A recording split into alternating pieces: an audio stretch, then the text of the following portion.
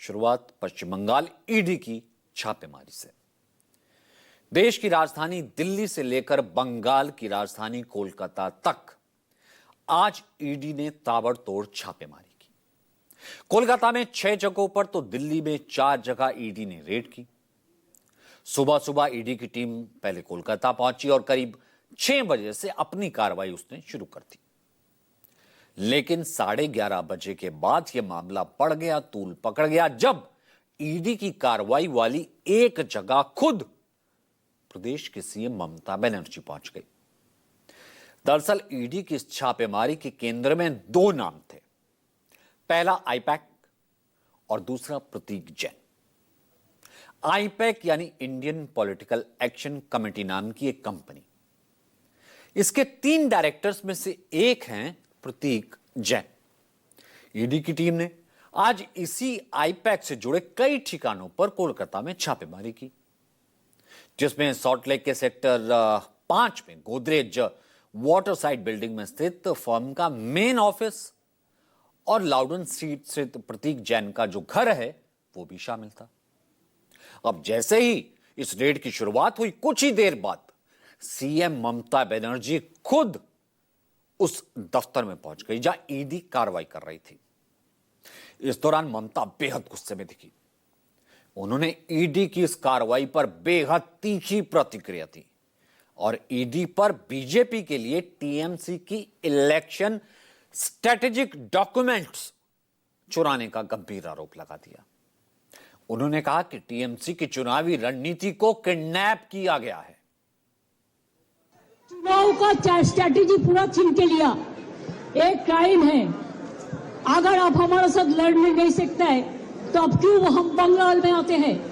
आप हिम्मत से काम लो, आप लोकतंत्र पुलिस प्रोसेस में जीतो। आप एजेंसी लगा के हमारा पेपर लूट करते हैं, करते लूट बोलते झूठ। हमारा पेपर लूट करते हैं, हमारा स्ट्रैटेजी लूट करते हैं, हमारा डेटा लूट करते हैं, हमारा वोटर लूट करते हैं, हमारा बंगाल को लूट करते हैं। BJP is a killers party. They are the great killer of democracy. An IT office, IPAC office, how can they do it like this? Mamata गुस्से में कह रही करते हैं लूट, कहते हैं झूठ। आईपैक ऑफिस पर रेड, बस यहीं से बंगाल की नई सियासी लड़ाई शुरू हो गई। आखिर क्यों?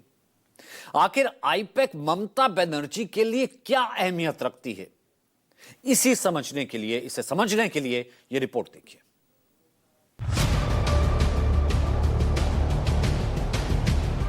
कोलकाता में आईपैक के जिस दफ्तर और उसके लिए जिस डायरेक्टर के घर पर ईडी ने छापेमारी की, उसके मायने काफी दूर तलक निकाले जा रहे हैं।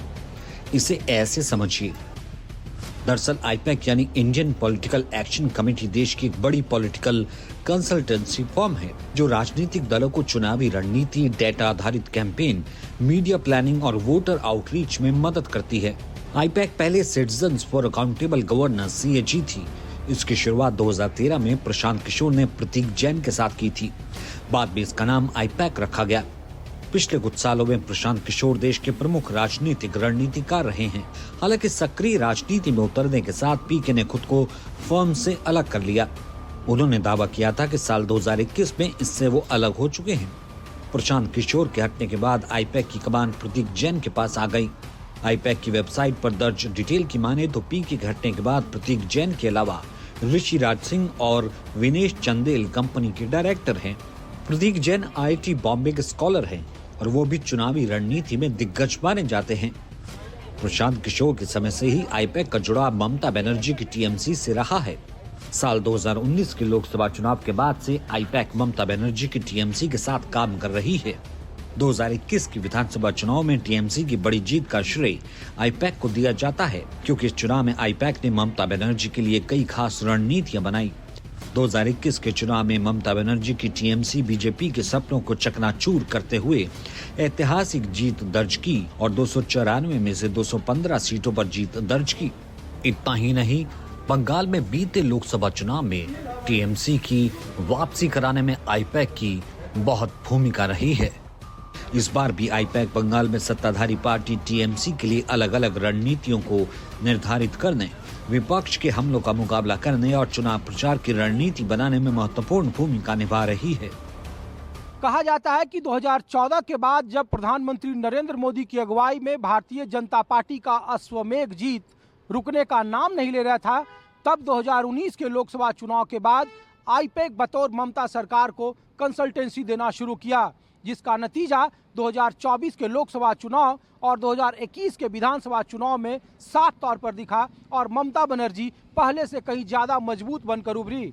ऐसे में चुनावी साल के ठीक पहले आईपैक के दफ्तर में ईडी की कार्रवाई ने ममता बनर्जी को झकझोर दिया और वो इसे अब राजनीतिक लड़ाई के तौर पर इस्तेमाल कर रही है और कह रही है कि बीजेपी चुनाव जीतने के लिए उनके राजनीतिक रणनीति को ही किडनैप करने की कोशिश कर रही है, जो उनके राजनीतिक आत्मा पर चोट है। यही नहीं, आईपैक के जिस डायरेक्टर प्रतीक जैन के घर पर ईडी ने छापेमारी की, वो प्रतीक ममता बनर्जी की पार्टी टीएमसी के आईटी सेल के हेड भी है। खुद ममता बनर्जी कह रही हैं कि ये छापेमारी उनके आईटी सेल पर की गई, जो कि बर्दाश्त के लायक नहीं है। आप प्रतीक का घर में भी जाके किया है, अब हमारा आईपैक ऑफिस में आके भी किया है। It is not that they are privately operating, they are very much authorized by the all India Trinamool Congress. BJP का माफी काम बेनामी नहीं करते हैं, ये हम हमारा नाम पे काम करता है एग्रीमेंट का मुताबिक।